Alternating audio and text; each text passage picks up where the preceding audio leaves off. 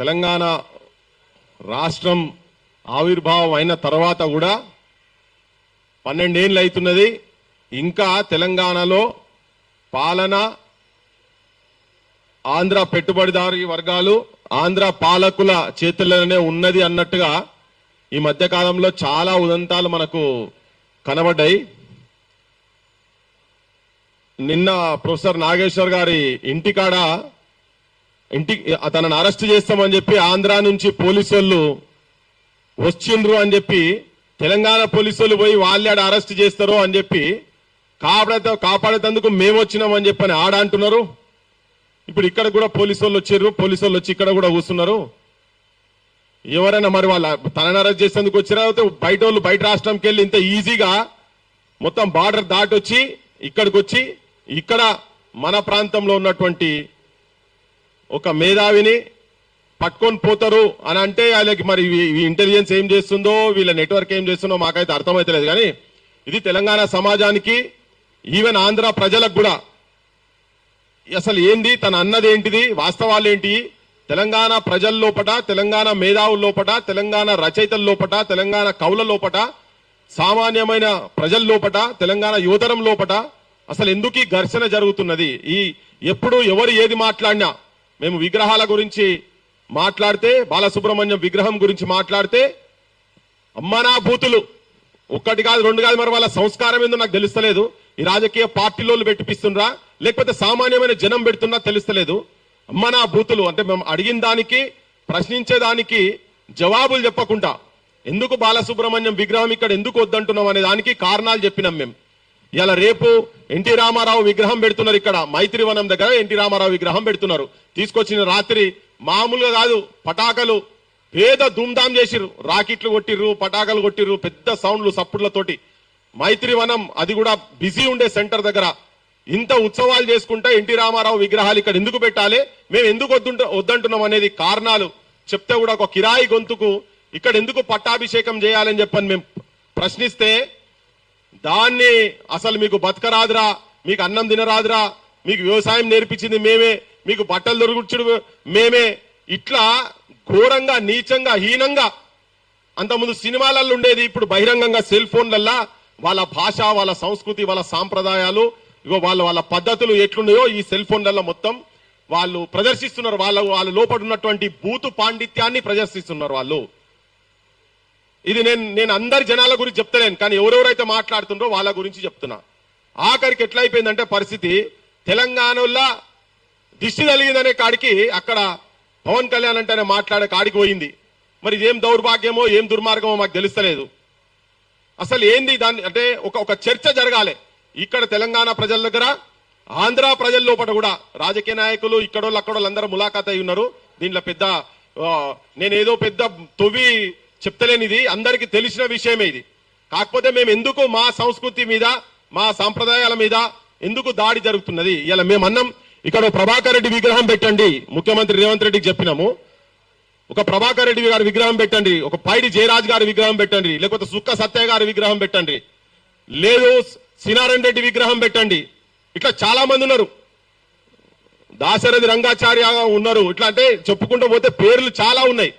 పోనీ ఒక ముఖ్యమంత్రి, మాజీ ముఖ్యమంత్రి అనే కనుక అనేది ఉంటే ఆయన చాలా బొచ్చడు వచ్చినాయి. ఇక్కడ ఆల్రెడీ గల్లీ గల్లీకి విగ్రహం ఉండనే ఉన్నది. ఇక్కడ ఆల్రెడీ ఎన్టీఆర్ ఘాట్ కూడా ఉన్నది, పాడే 4 ఎకరాలు 5 ఎకరాలలో ఉన్నది ఆల్రెడీ. ఇప్పుడు మేము కూడా ఏంటంటే మేము కూడా ఆలోచించాల్సి వస్తుంది. మీరు ఇంత అతి చేస్తే నేనే చెప్తున్నా, క్రాంతి దళకెళ్ళి మేము కూడా రేపు తెలంగాణ ప్రజల తరఫుకెళ్ళి అవసరమైతే మరి ఇక్కడ దిగి మొత్తం తవ్వి రేపు మా ప్రభుత్వాలు వచ్చినాడు తీసుకుపోయి మీరు అక్కడ ప్రకాశం బ్యారేజ్ కాడ పెట్టుకుంటారా మరి మేము అవి కూడా తీసి పంపించాల్సిన పరిస్థితి ఏర్పడుతుందని చెప్పదలుచుకున్నాం. ఎందుకు గిచ్చికయ్యం పెట్టుకుంటున్నారు అంటే ఇంకా తెలంగాణ వచ్చిన తర్వాత కూడా ఆంధ్ర పెత్తనం మేము సహించే పరిస్థితి లేము. బాలసుబ్రహ్మణ్యం తెలంగాణ జయ జయ హే తెలంగాణ పాట పాడను అన్నాడు. ఆయన ఒక కమర్షియల్ ఆర్టిస్ట్. ఇక్కడ తెలంగాణ సమాజం గురించి, ఇక్కడ జీవితం గురించి, ఇక్కడ ప్రజల గురించి ప్రాణత్యాగాలు చేసిన వాళ్ళు, ప్రజా సాహిత్యం రాసినటువంటి వాళ్ళు ఎంతో మంది పుట్టినటువంటి గడ్డ, ఎంతో మందికి పురుడు పోసుకున్నటువంటి గడ్డ. ఈడ వాళ్ళే కావాలి మాకు మొదటి వరుసలు అని చెప్పినాం. అప్పుడు కూడా అమ్మనా బూతులే, అడ్డగోలుగా బూతులు. మామూలు కాదు, నేను చెప్పలేను, నేను ఈ మైకుల ముంగడ చెప్పలేను. అంత ఘోరంగా ఘోరాతి ఘోరమైనటువంటి బూతులు మాట్లాడు. ఇయ్యాల నాగేశ్వర్ సారు తనకున్నటువంటి ఒక రిలయబుల్ సోర్సెస్ నుంచి తనకున్నటువంటి తను ఎప్పటి నుంచో జర్నలిజంలో ఉన్నాడు, యూనివర్సిటీలో ఒక ప్రొఫెసరు. ఇలా ప్రపంచం మొత్తం మన ప్రాంతం వాళ్ళు ప్రపంచ స్థాయి మీద మాట్లాడగలిగినటువంటి ఒక వ్యక్తి అక్కడ ఉన్నాడు. ఇవాళ ఇక్కడ పాశం యాదగిరి గారు ఉన్నారు, తర్వాత వినాయక్ రెడ్డి సార్ ఉన్నారు, ఇట్లా చాలా మంది ఇప్పుడు వస్తున్నారు, మారవూరు శ్రీధర్ గారు కూడా వస్తున్నారు. ఇటువంటి వాళ్ళందరూ ప్రపంచ జ్ఞానం ఉన్నటువంటి వాళ్ళ మాటలను వాళ్ళు మాట్లాడితే కూడా ఒక సమాచారం ఒకటేదో తనకు తెలిసిన సమాచారాన్ని చెప్తే, జగన్ విషయంలో ఏదో సమాచారం చెప్తే ఇక ఆయన మీద కేసులట. ఈ కేసుల కథ ఏంది? బూతు పురాణం మొత్తం. అసలు నువ్వోనిరా, మా ఆంధ్ర రాజకీయాల గురించి మాట్లాడేందుకు నువ్వోనిరా అని చాలా ఘోరంగా, చాలా హీనంగా నువ్వోనిరా అని మాట్లాడొద్దా?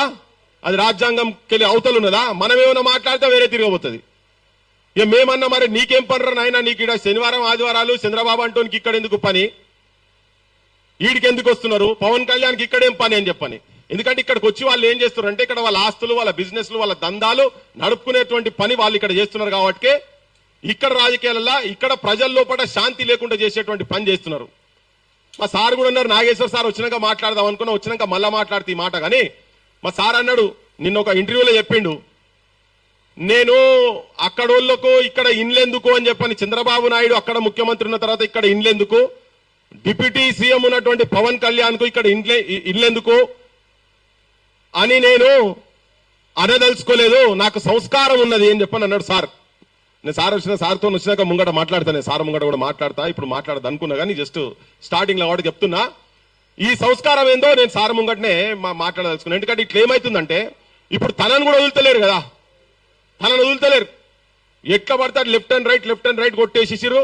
లాస్ట్ కు సార్ ఏం చేసిందంటే విడ్రా చేసుకునే కాడి దాకా తీసుకుపోయినరు. అంటే ఏ ఒత్తిడులు జరిగినాయి తన మీద. కానీ తెలంగాణ సమాజానికి కూడా ఇది తెలియాల్సిన అవసరం ఉంది. తెలంగాణ సమాజం కాదు, మేధావులను ప్రజాపక్షంలో ఉన్నటువంటి వాళ్ళందరూ కూడా గౌరవింపదగ్గేటువంటి వ్యక్తులకే ఈ తిట్ల పురాణాలు, ఈ బెదిరింపులు, పోలీసు కేసులు, ఇళ్ల ముంగట పోలీసుల ప్రహారాలు ఇటువంటి ఉండు అనేది తెలంగాణ ప్రాంతంలో, అది తెలంగాణ రాష్ట్రం వచ్చిన తర్వాత జరుగుడు అనే దాని మీదనే ఇవాళ ఈ చర్చ తెలంగాణ సమాజానికి, మొత్తం సమాజానికి, ఆంధ్రప్రదేశ్ లో కూడా జనం ఆలోచించాలి దీని మీద అనే ఉద్దేశంతో ఇవాళ ఈ అంశాల మీద మాట్లాడటానికే వెంటనే రౌండ్ టేబుల్ పెట్టినాం. అందరినీ, కొంతమంది అంటే మేము అందరికీ ఫోన్లు చేసి పిలవలేకపోయినాం, కానీ మెసేజ్లు ఎవరెవరి ద్వారానైతే ఇప్పియాలనుకున్నామో వాళ్ళకైతే చెప్పినాం. వాళ్ళు ఒకరికొకరు వాళ్ళు వస్తున్నారు. మొట్టమొదలు నేను ఈ విషయం పట్ల మన దగ్గర ఉన్నటువంటి తెలంగాణ గర్వపడేటువంటి ఒక మేధావి పాశం యాదగిరి గారు, ఒక మేధావి కాదు, క్షేత్రస్థాయిలో కూడా పని చేసుకుంటా ఇక్కడ ప్రజా సమస్యలు ఉంటే అక్కడ ప్రజా సమస్యల మీద మొదటి నుంచి, ఇప్పటి నుంచి కాదు, తన జర్నలిస్ట్ గా ఉన్నప్పటి నుంచి కూడా